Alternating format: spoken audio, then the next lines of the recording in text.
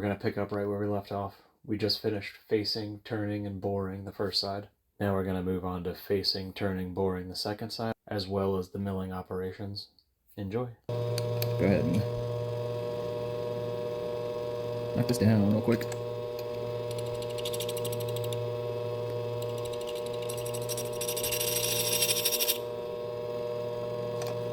I am going to stay with facing, not turning, since I want to worry more about the face than the ID right now.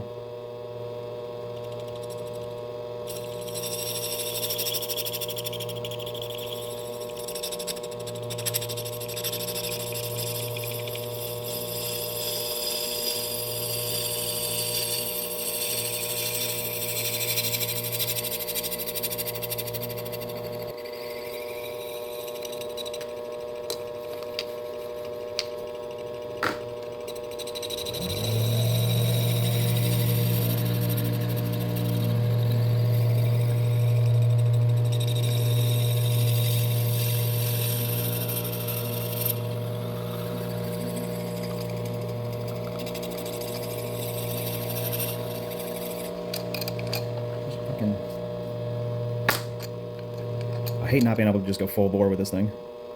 Alright, as soon as we break there, we're going to try and blend the IDs together. It may or may not work, we'll see. I'll actually be through right now. Go and check, see if we got separation. Yep, we have separation. Very cool. I need a thing now. Alright, as you can see, we still got a wild open up on that ID before we're blended together. So, I'm going to go ahead and start doing that now. Although I will...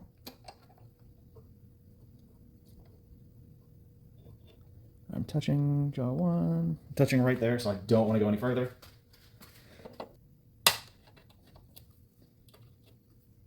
Gonna go ahead and set up a 0 stop here.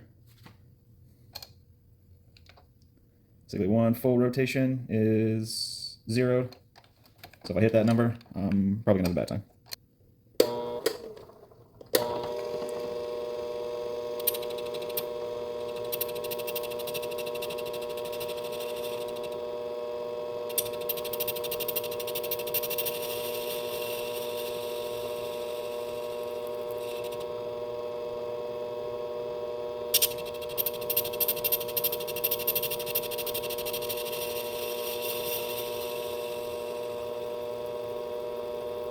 Probably should have measured it, the other side, just to verify, but...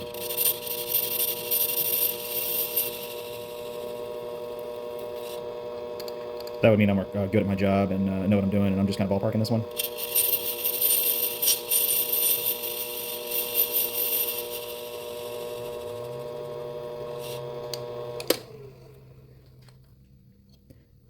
I mean, I hate to say I'm good, but we'll come in for a better shot of that, but that is a damn good blend if I do say so myself. I'm going to see if I have the travel so I don't have to change tools again, which would be ideal.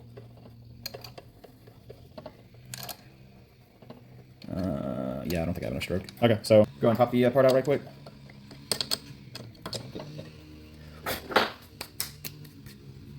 Yeah, I'll come in to look at it. So honestly, that looks real good. I can feel, I mean, the slightest of step in there with my fingernails, but for a mini lathe, for not indicating, just for going true to true, I mean, that's pretty good.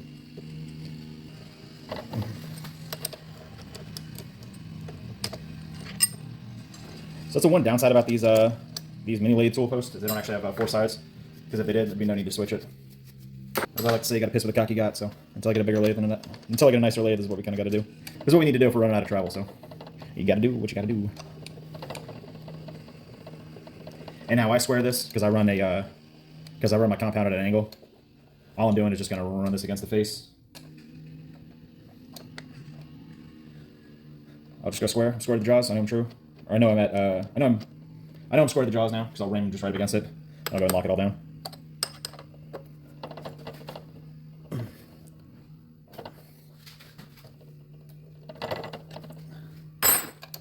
Back in, put it right back on.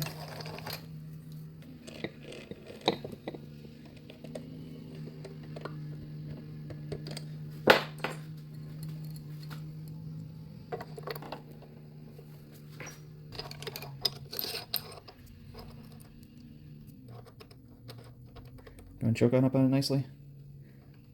Square it, make sure we're on the flats. Actually put your tools back in the holders like they're supposed to be. Okay. Alright, so for centerline, I always just kind of eyeball it. These aren't very critical, so I'm not... The correct method would be to cut it, check if you got a nipple, adjust in your Y, cut it again, and adjust for it, but I can more or less see where I need to be, so we're just going to eyeball her. I'd like to get a little closer.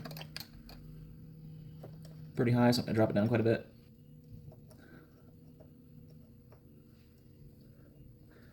Alright, that's looking good right there.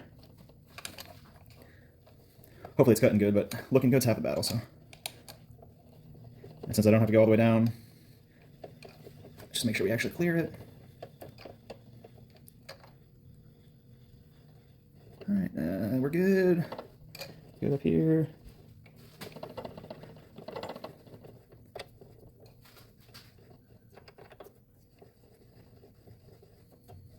Just verifying our stroke range. I might need to advance the compound, and I do. Quite a bit, actually. Alright, that is clearing us, right? That's clearing us without hitting or interfering, so. Alright, I'm going to start on that first little step. A little cutoff.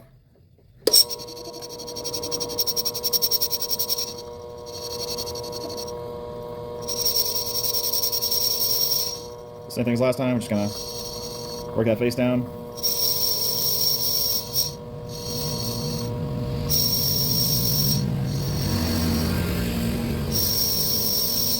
As the yard guy drives by, I appreciate that, brother. How close?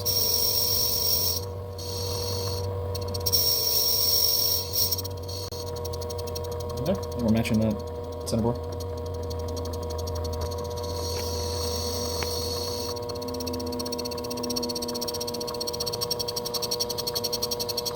Now we are in the interrupted cut phase of the unevenness.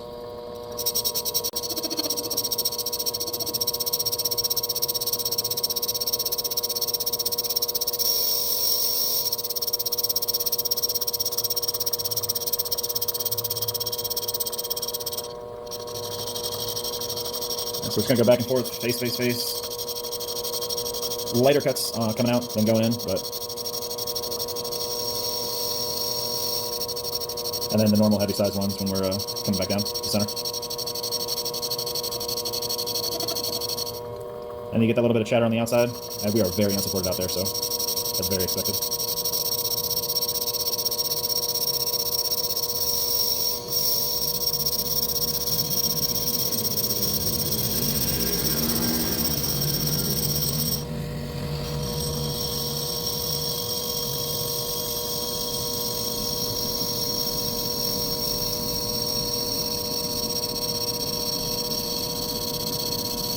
Alright, you kind of hear that pitch difference? So we are done.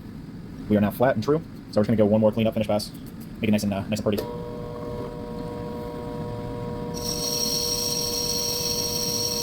Slow down the RPM just a scotch.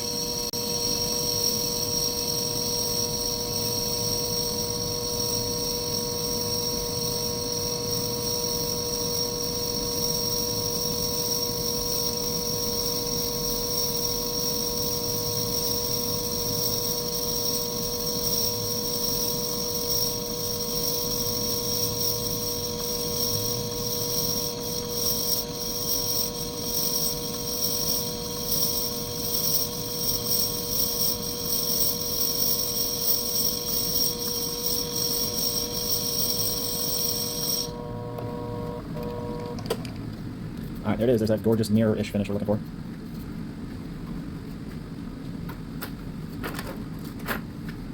I'm going to take my handy-dandy butter knife and just break that edge. Just break all the edges. There we go. Alright, so this is the setup I've ended up with. I think this is the best option.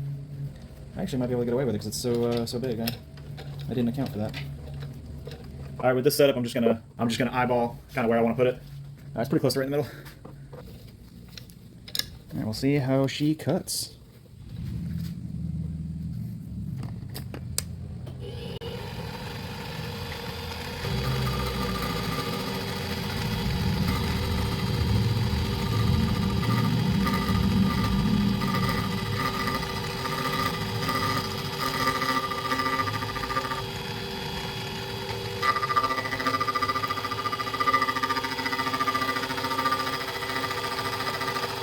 kind of just want to go full depth with it right off the rip. I'm going to do that just to minimize the amount of time that I'm actually cutting.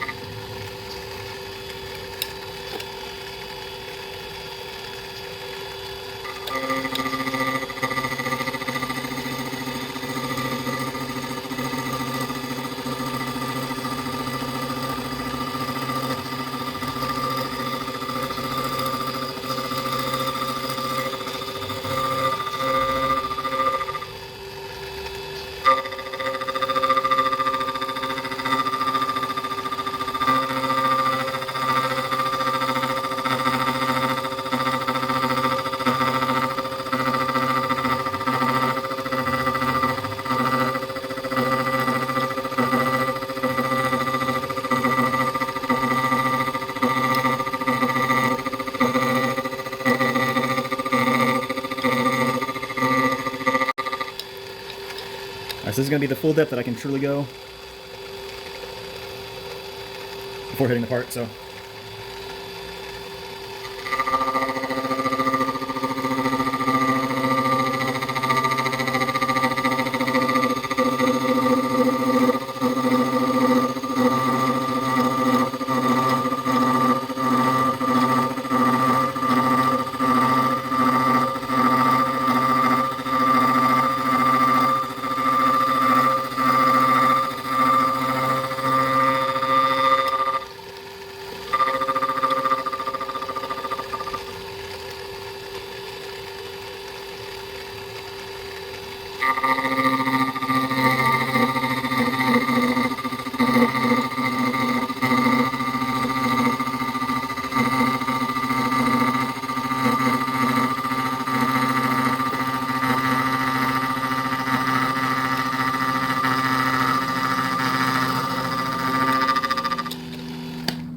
Alright.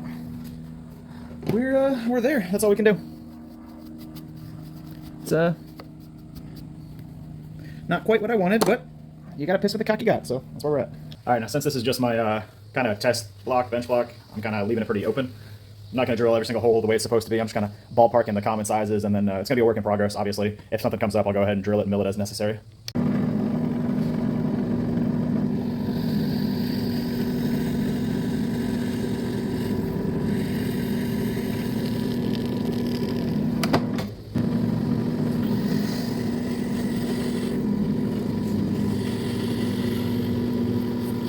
Come on, right through. Finish.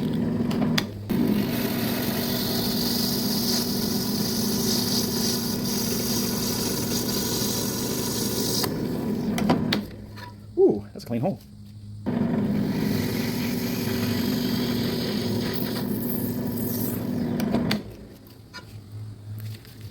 Two decibels so far. Okay. Let's go inside and take a look. So it's all done. It's very much a work in progress. It's my work in progress block. I'd like to get these V-grooves, these 90 degrees deeper. I mean, it is what it is. I kind of stroked out on range. So if I get a different mill, then I can go in there and actually slot it down. I may need to make some T-bolts or buy some T-bolts, and so I can actually clamp this down and add some slide slots to the backside. That's really the only thing I'm looking at right now. It's not exactly what I want, but you know, it'll still hold the slide. I know this Delrin it'll last. It'll take a pounding. It'll take a beating on. So I mean, I'm not super concerned about it. And since it's plastic, it'll definitely deform. It'll not mar whatever I'm working on. So looking forward to keeping this going. I'll be continuing to work on this for quite some time. So thanks for watching. I'll see you on the next one.